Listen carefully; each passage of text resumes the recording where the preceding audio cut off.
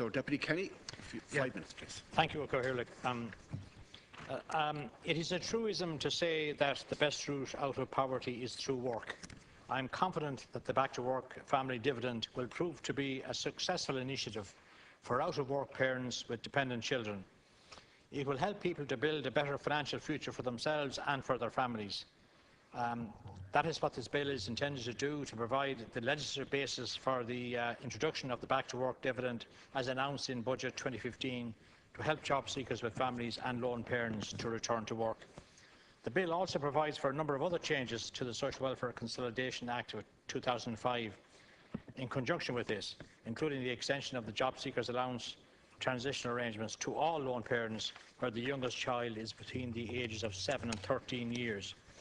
Under these transitional arrangements, certain former recipients of the one-parent family payment are exempt from a number of the conditions applying to the job seekers allowance scheme, such as the requirement to be available for work and genuinely seeking full-time employment up until their youngest child reaches 14 years of age.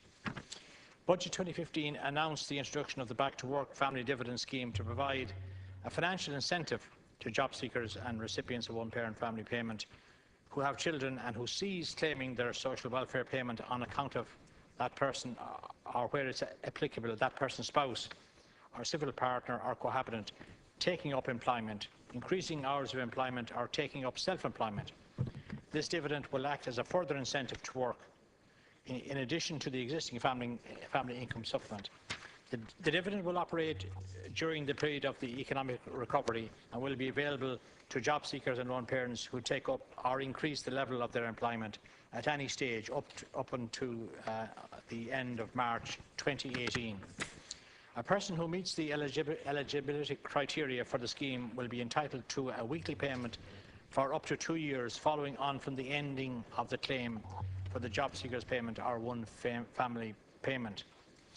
The rate of the Back to Work family dividend will be based in the first year on the rate of qualified child increase, which was being paid to that person immediately before they cease to claim the job seekers payment or one family payment, subject to a maximum overall weekly payment of €119.20, and it will be half that rate in the second year, subject to a maximum overall weekly payment of €59.60.